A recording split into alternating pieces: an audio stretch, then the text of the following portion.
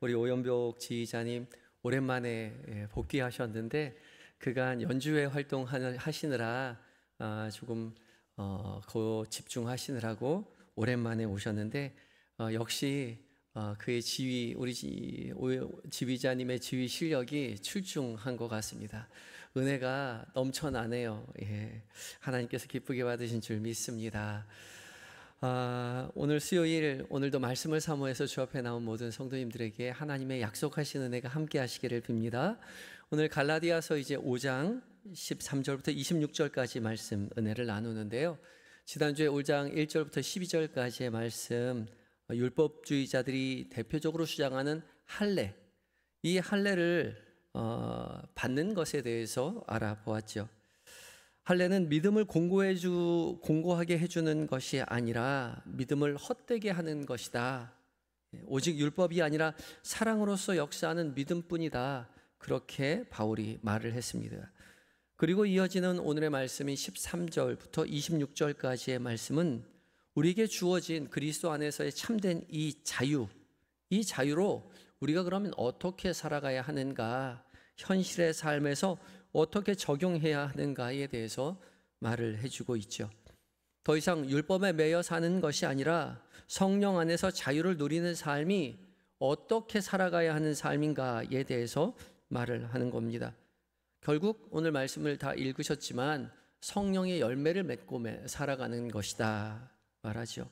성령 안에서 자유를 누리는 삶, 그것은 성령의 열매를 맺게 되는 삶을 말하는 것입니다. 먼저 읽은 13절부터 15절까지의 말씀 가운데 우리에게 자유를 주신 참된 목적에 대해서 가르쳐주고 있는데요. 13절 말씀을 함께 읽어봅니다. 13절입니다. 시작. 형제들아, 너희가 자유를 위하여 부르심을 입었으나 그러나 그 자유로 육체의 기회를 삼지 말고 오직 사랑으로 서로 종노릇하라. 아멘. 이 말씀 우리에게 참 익숙한 말씀이죠. 아주 유명한 말씀입니다. 바울은 무엇보다 우리가 자유를 위해서 부르심을 입었다라고 말을 하죠. 우리말 성경에는 형제들아 너희가 자유를 위하여 부르심을 입었으나 그렇게 번역하고 있지만 헬라어 성경에는 너희들이 자유를 위하여 부르심을 입었다라는 그 문장이 맨 앞으로 나와 있습니다. 우리가 자유를 위해서 부르심을 입었다는 것이 중요한 것이죠. 하나님의 나라는 혹시라도 죄를 질까 봐 노심초사 전전긍긍하며 살아가는 것이 아니라 하나님 안에서 자유롭게 살아가는 것입니다. 그 자유를 위해서 우리가 부르심을 입었다는 거죠. 그래서 우리는 예수 믿으면 자유해야 하는 겁니다. 그런데 부르심을 입었다는 거죠. 그 자유를 위해서 우리가 부름 받았습니다. 수동태로 되어 있어요.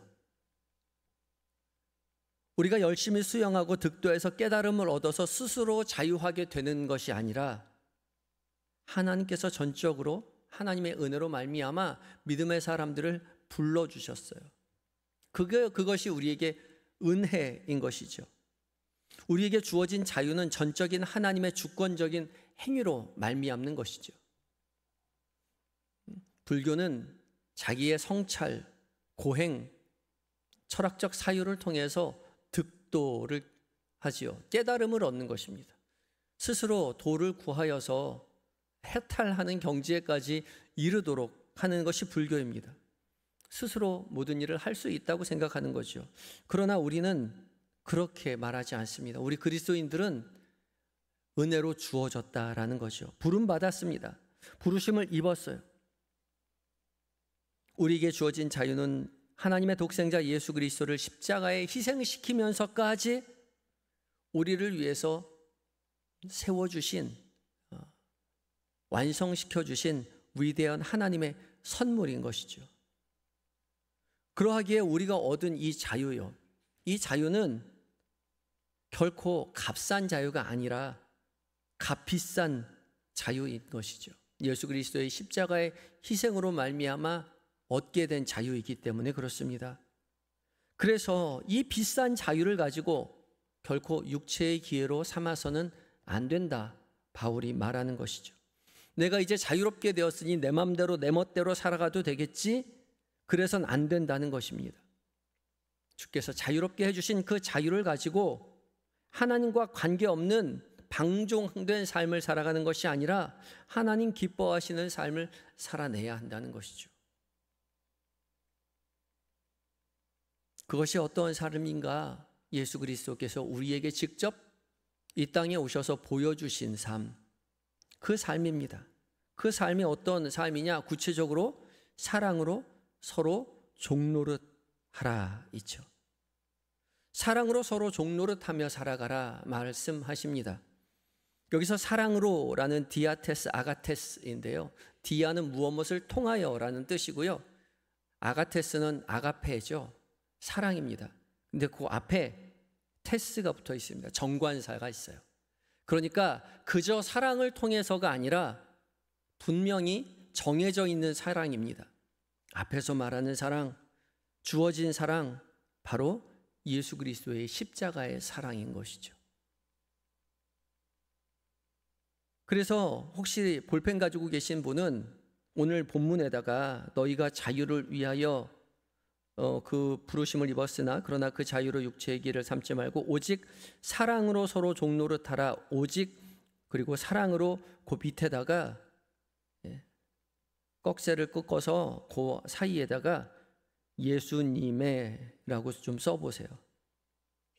우리가 서로 종노릇하는 것이 그냥 좋은 사랑으로가 아니라 예수님의 사랑으로 종노릇하라라고 분명히 말씀하고 계시는 것이죠.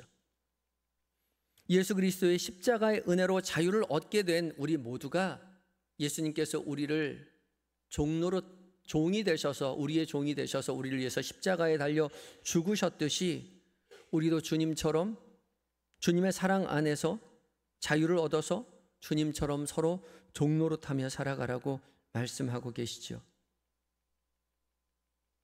예수 그리스도의 십자가의 은혜로 말미암아 자유를 얻은 자들은 이제 더 이상 율법의 구속을 받지 않아 율법으로부터 자유하지만 그 자유롭게 된 그것으로 가지고 온전한 사랑인 주님의 사랑을 따라 나서야 하는 것이죠. 사랑으로 서로 종노릇하라 말씀하십니다. 종노릇하긴 하는데 사랑으로 말미암아 종노릇하는 것이죠. 율법으로 말미암아 자유롭게 되었는데 자유케 된 그 자유로 다시 종이 되는데 이제는 사랑으로 말미암아 종노릇하게 된다는 것입니다. 그래서 우리의 종노릇은 억지로 하는 것이 아니라 기쁨으로 서로 종노릇할 수 있는 것입니다. 섬길 수 있는 거죠. 기쁜 섬김, 기쁜 희생이 될 수 있습니다. 예수님께서 십자가에서 기쁘게 우리를 위해서 희생하셨듯이 말이죠. 그것이 진정한 사랑입니다. 사랑 다 해보셔서 잘 아시죠? 잘 모르세요? 너무 오래돼서 연애한 지 오래돼서 잘 모르시겠나요? 연애할 때 서로를 위해서 희생하면서도 그게 참 기쁨이고 행복이지 않아요? 남자친구를 위해서 도시락을 싸가지고 준비해서 가서 같이 도시락을 나누어 먹으면서 얼마나 행복합니까? 여자친구를 위해서 희생하면서도 그것이 참 행복이라고 고백하는 것이 정말 사랑인 거죠. 너무 오래돼서 기억이 안 난다면 우리 자녀들 키울 때 그 사랑이 있지 않아요? 남편을 사랑하는 거나 아내를 사랑하는 것과 자녀를 사랑하는 사랑은 또 다르죠. 자녀를 위한 사랑이 얼마나 깊은지 모릅니다. 자녀를 키워내면서 절절하게 느낍니다. 밤새 울고 보채는 아이를 달래고 또 삼시세끼를 늘 꼬박꼬박 챙겨서 해먹이면서 또 똥오줌 다 받아서 기저귀 갈아채우면서도 얼마나 행복했습니까? 그것도 잘 기억이 안 나시나요? 애들이 다 커버려서 그러면요 이제 할머니 할아버지가 되어서 손주 돌볼 때요 얼마나 행복한지 저는 아직 모르지만 말씀 들어보면 자녀를 키우는 것보다 손주를 키우는 게 훨씬 더 행복하다고 말씀들 하시더라고요. 손주를 위해서 모든 것 다 내어주어도 아깝지 않을 그런 희생이 얼마나 나에게 기쁨인지 모른다고 그렇게 말씀하세요. 사랑으로 그것이 종노릇하는 것이죠.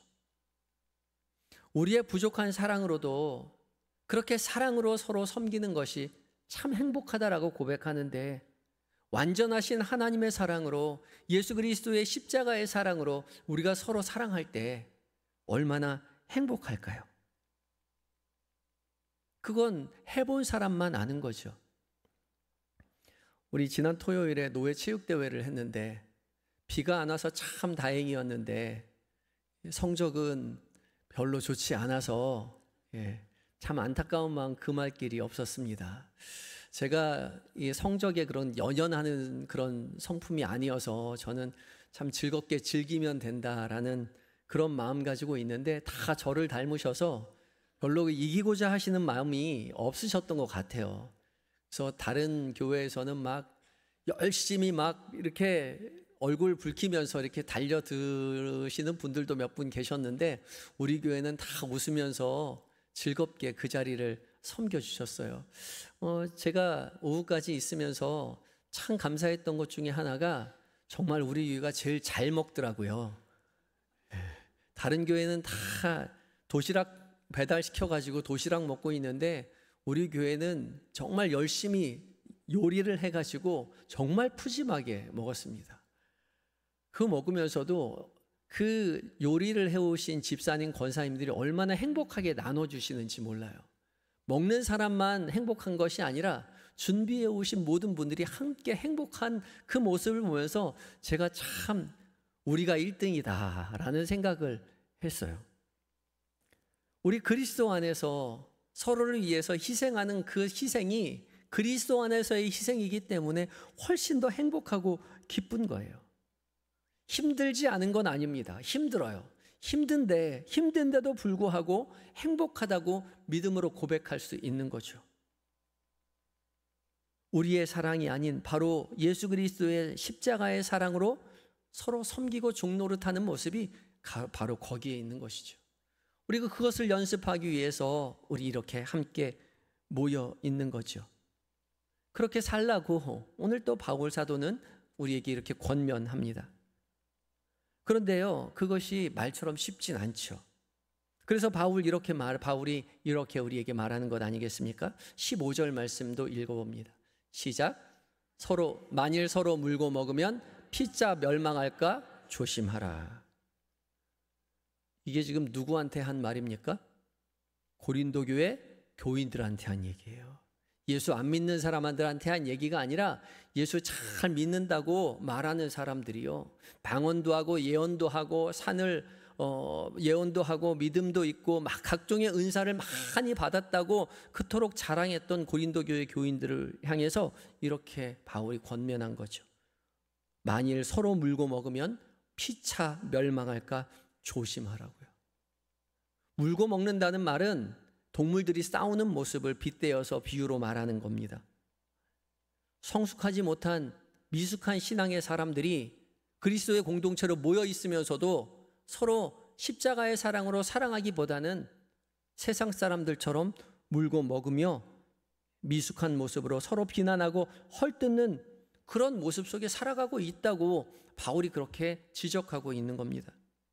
그러면서 피차 멸망할까 조심해라, 그렇게 조언합니다. 상대방이 나를 비난했다고 해서 나도 똑같이 비난하면 그때는 참 마음이 시원할 수 있을지 몰라도, 나에게 비난하는 사람을 향해서 같이 더 큰 목소리로 비난하면 잠시나마 마음이 편안할 수 있을지 모르지만 집으로 돌아가면 그때 내가 좀 참을걸, 그런 마음이 들지요. 신앙의 양심이 우리가 그래서는 안 된다는 것을 깨우쳐 주는 겁니다. 그런데도 그 현실의 삶에서는 그것을 기억하기가 쉽지 않아서 나를 비난하는 사람을 함께 비난하고 나를 헐뜯는 사람 함께 헐뜯고 그렇게 지내는 겁니다. 그때 어떻게 된다고요? 피차 멸망한다고요. 나를 헐뜯고 먼저 비난했던 사람만 망하는 것이 아니라 덩달아서 함께 비난하고 헐뜯었던 우리도 함께 멸망할 수 있다는 거죠. 우리는 저 사람이 먼저 그랬어요 라고 말하지만 결국 죄를 짓는 것은 그 사람이나 우리나 진배 없는 것이죠.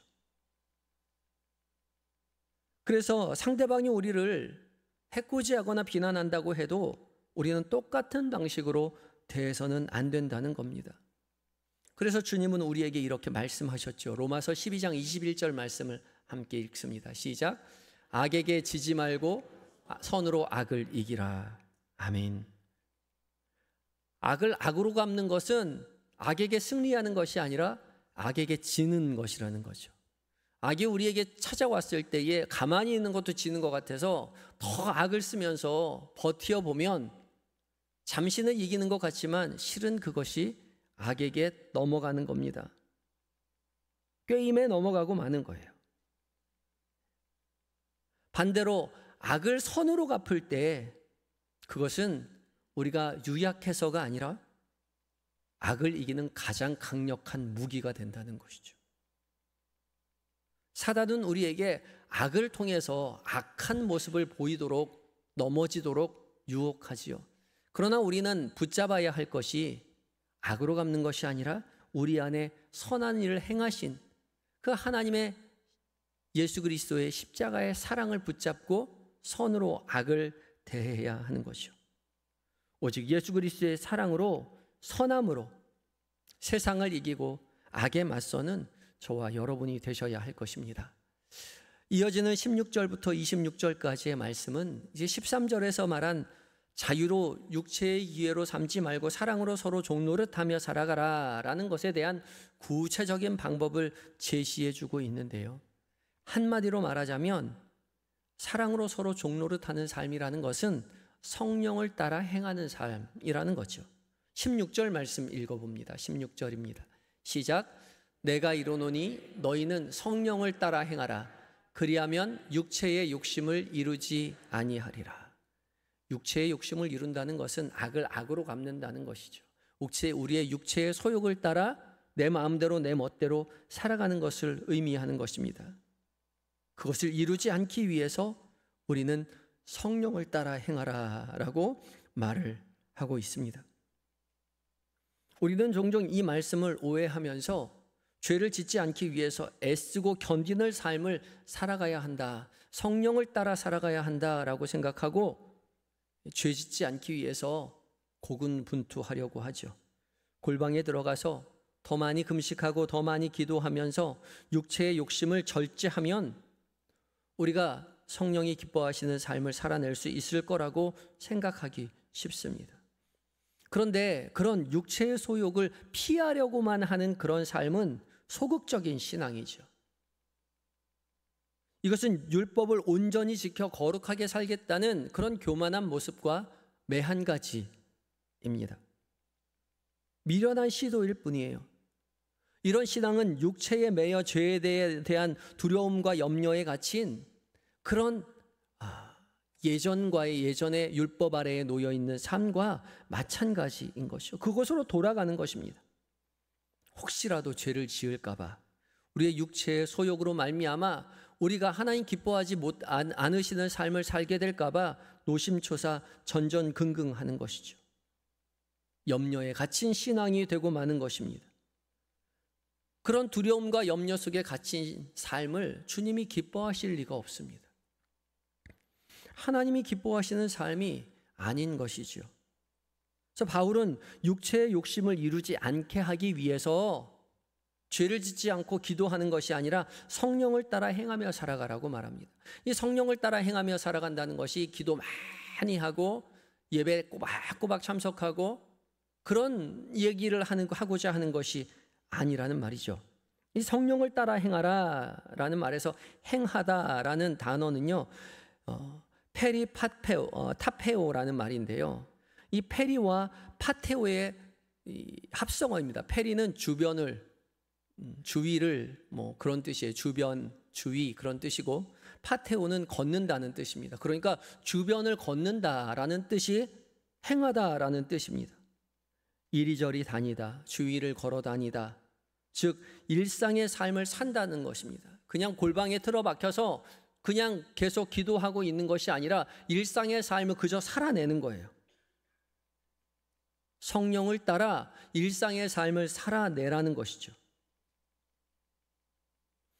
이 페리파테오가 70인역에서 이 단어를, 구약의 성경을 헬라어로 번역하면서 구약 성경의 한 본문을 이 페리파테오로 번역한 그런 부분이 있는데요, 우리가 주목할 만한 구절입니다. 창세기 5장 24절 말씀인데요, 함께 읽어봅니다. 시작.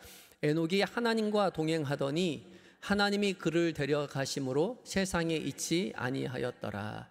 아멘. 에녹이 하나님과 동행하였더니의 이 동행하였더니가 페리파테오라는 단어로 번역되었다는 거죠. 그러니까 성령을 따라 행하는 것은 하나님과 동행하는 삶을 살아가는 거예요. 어디에서요? 일상에서요.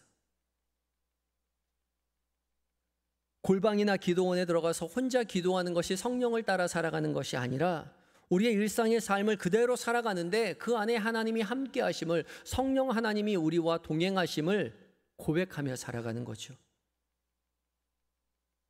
성령 하나님께서 우리의 일상의 삶에 함께 하신다는 사실을 믿으십니까? 아멘이죠. 우리 그렇게 고백하지 않아요? 임마누엘의 하나님은 우리와 늘 함께 하시는 하나님이시죠. 구약에서는 율법으로 함께 하심을, 또 제사를 통해서 함께 하심을 그렇게 드러내 주셨고, 예수 그리스도께서 이 땅에 오셨을 때는 예수님께서 우리와 함께 하심으로 임마누엘의 하나님, 우리와 함께하는 하나님이라고 고백하였지요. 그리고 예수님께서 부활 승천하신 이후에 성령 하나님이 우리와 함께 하시며 하나님이 우리와 함께 하심을 고백하게 하셨습니다. 그래서 우리가 믿는 하나님은 언제나 우리와 함께 하시는 하나님이시죠. 우리 곁에서 우리를 위로하시고 우리의 삶의 모든 자리 가운데 동행하시는 하나님이시라는 거죠. 그런 성령 하나님과 우리의 일상을 함께 살아가는 것이 성령을 따라 행하며 살아가는 것이라는 거죠. 그때 비로소 우리는 육체의 욕심을 이루지 않게 될 것이다, 그렇게 말을 하는 것입니다. 우리가 성령을 따라 행하며 살아갈 때 억지로 죄를 피하려고 육체의 소욕을 따라 살아가지 않으려고 막 노력하지, 억지로 애쓰지 않아도 되는 거죠. 왜냐하면 주님 기뻐하시는 삶을 살다 보면 저절로 죄로부터 멀어지는 삶을 살게 될 수밖에 없기 때문에 그렇죠. 하나님 기뻐하시는 삶 그 자체가 죄로부터 멀어지는 삶일 수밖에 없는 것입니다. 그래서 죄 짓지 않으려고 노력하기보다 주님과 함께 동행하려고, 그것을 잊지 않으려고 노력해야 하는 것이죠. 주님은 우리와 늘 함께 하십니다. 이 예배의 자리, 이 기도, 이 말씀 집회에, 이 예배당에서만 주님이 함께 하시는 것이 아니라 우리의 삶의 모든 자리에서, 우리의 일상에서 함께 하시는 주님이심을 믿음으로 고백하는 것이 진짜 성숙한, 제대로 된 믿음의 사람인 것이죠. 그래서 16세기 영성가였던 로욜라의 이냐시오는 가장 유명한 영성훈련 책인 영신수련에서 이런 말을 했습니다. 모든 것 안에서 하나님 발견하기. Finding God in all things. 모든 것 안에 계신 하나님을 발견하며 살아가는 삶이 깊은 영성의 삶이라는 거죠. 우리가 살아가는 모든 자리에 주님이 함께 하신다는 거예요. 기도할 때만 함께 하는 것이 아니라 기도하지 않을 때도 함께 하시는 거죠. 우리가 찬양할 때만 함께 하시는 것이 아니라 찬양하지 않을 때도 함께 하시는 거죠.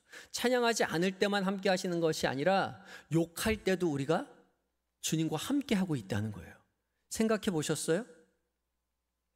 직장에서 남들 헐뜯고 욕할 때 있잖아요.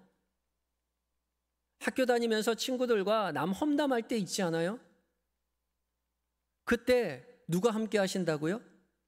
주님이 함께 하신다고요. 우리는 기도하고 예배드리고 찬양할 때 주님이 함께 하시고, 욕하고 죄 지을 때는 주님이 멀리 계셨으면 좋겠죠. 주님 안 보셨으면 좋겠잖아요, 우리 죄 짓는 거. 근데 주님은 언제나 우리와 함께 하신다니까요. 우리가 열심히 기도할 때 주님이 함께 하시는 것만큼 우리가 열심히 죄 짓는 그 순간에도 동일하게 함께 하시는 하나님이신 거죠. 그런데 하나님이 우리가 죄 짓는 그 자리에서 함께 아파하시겠죠. 그것을 깨달아야 하는 것입니다.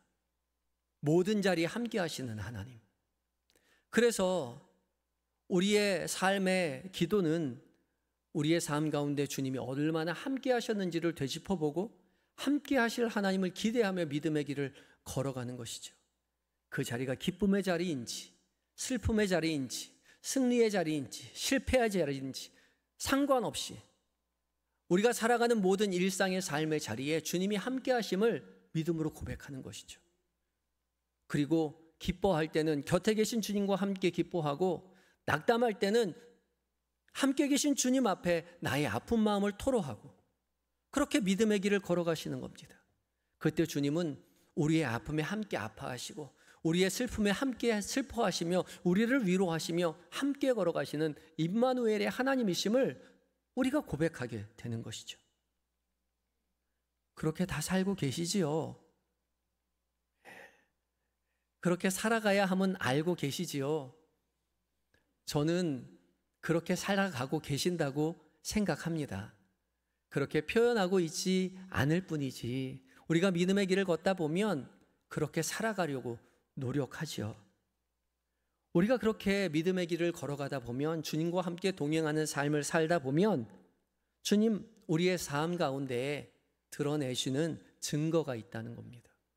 성령을 따라 행하며 하나님과 함께 동행하며 살아가는 삶에는 증거가 있어요. 그것이 22절과 23절입니다. 함께 읽겠습니다. 시작. 오직 성령의 열매는 사랑과 희락과 화평과 오래 참음과 자비와 양선과 충성과 온유와 절제니 이 같은 것을 금지할 법이 없느니라. 아멘. 우리 너무나 잘 아는 성령의 9가지 열매입니다. 우리가 성령을 따라 행할 때 주님과 동행하는 삶을 살 때에 우리의 삶 가운데 이런 열매가 맺힌다는 거예요. 깊은 신앙의 사람에게는 이런 열매가 맺힌다는 거죠. 사랑, 희락, 화평, 오래 참음, 자비, 양선, 충성, 온유, 절제 이런 것들을 우리의 삶 안에서 드러내게 된다는 것입니다. 열매들이라고 우리가 말하지만 9가지 열매들이라고 말하지만 성령의 열매는 단수로 되어 있습니다. 그러니까 이거는 한 가지라는 거예요. 나는 사랑은 있는데 화평은 없고 나는 오래 참음은 있는데 충성이 좀 부족해가 아니라 함께 다 자라는 거예요. 예수 그리스도를 닮아가는 사람들이 그들의 삶 가운데 당연히 열매 맺는 성령의 열매들인 것이죠. 인격적인 성품입니다. 그래서 우리가 믿음의 길을 걸어가는 동안 이러한 열매가 우리 가운데 맺혀 있는지 돌이켜 보아야 합니다. 쉽진 않겠죠. 왜냐하면 열매거든요. 열매는 하루아침에 어떠한 사건으로 말미암아 짠 하고 생기는 것이 아니죠. 오랜 노력과 수고가 있어야 합니다. 성령을 따라 행하는 우리의 걸음걸음이 필요하다는 거죠. 그 길을 주님께서 우리의 삶으로 인도하시지만 그 인도하시는 그 삶을 기쁘게 따라 나서야 하는 우리의 능동적인 노력이 필수적으로 요구된다는 겁니다. 그래서 우리는 불교는 스스로의 득도의 과정을 스스로 가지만 우리는 주께서 부르신 길을 따라 걸으면서도 이 따라 걷는 이 길이 나 홀로 걷는 것이 아니라 주님이 나의 삶을 인도하는 길이요 나의 이 열심조차도 주께서 함께 하심으로 얻게 되는 열심이라고 믿음으로 고백하게 되는 것입니다. 그래서 나의 일 열심조차도 은혜인 거죠. 그래서 우리가 맺는 이 열매는 나의 열매가 아니라 성령의 열매입니다. 하나님의 성품을 닮아가는 거죠. 내 것이라 주장할 수 있는 것이 아닙니다. 그래서 우리 예수 믿는 사람들이 성령의 열매를 맺고 될 때에 자랑하지 않죠. 나 이렇게 사랑해. 나 이렇게 구제하며 살았어. 나 이렇게 믿음이 좋아, 충성해, 인내해 자랑하지 않습니다. 왜요? 내 것이 아니기 때문에 그래요. 하나님의 것이기 때문에 그렇습니다. 그저 감사할 뿐이죠.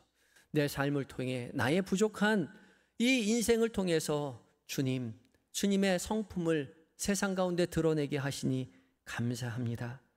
고백할 뿐이죠. 아직 그 열매가 얼만큼 맺혀 있는지 여전히 부족하지만 주께서 인도하시는 대로 하루하루 순간순간 살아낼 때에 주님은 분명히 우리의 삶 가운데 성령의 열매를 맺게 해 주실 것입니다. 그날을 기대하며 순간순간 하나님이 기뻐하시는 삶을 선택하고 그 안에 계신 하나님께 감사하며 믿음의 길을 걸어가시는 저와 여러분이 되시기를 예수 그리스도의 이름으로 축복합니다. 우리 함께 기도할 텐데요. 오늘 말씀을 기억하며 여러분 각자에게 주신 말씀에 응답하는 다짐의 기도를 함께 드리겠습니다. 짧게 함께 기도합니다.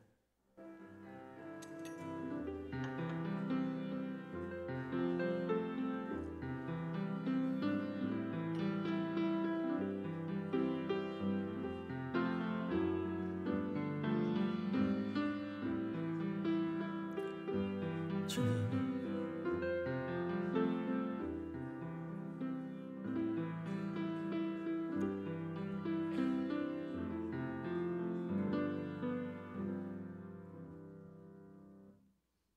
부족한 우리를 영원한 삶으로 불러주시고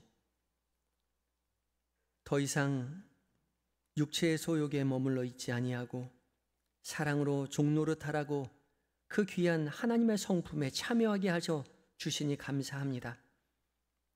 우리 안에 계신 하나님의 은혜로 말미암아 순간순간 하루하루 주님 기뻐하시는 삶을 선택하며 주와 동행하며 살아가는 동안 우리의 삶 가운데 사랑이, 희락이, 화평이, 오래 참음이, 자비와 양성과 충성과 온유와 절제가 우리 가운데 열매 맺는 은혜를 누리게 하여 주시옵소서. 기쁜 희생이, 기쁜 섬김이 우리의 삶 가운데 아름답게 열매 맺게 하여 주시옵소서. 예수님의 거룩하신 이름으로 기도드립니다. 아멘.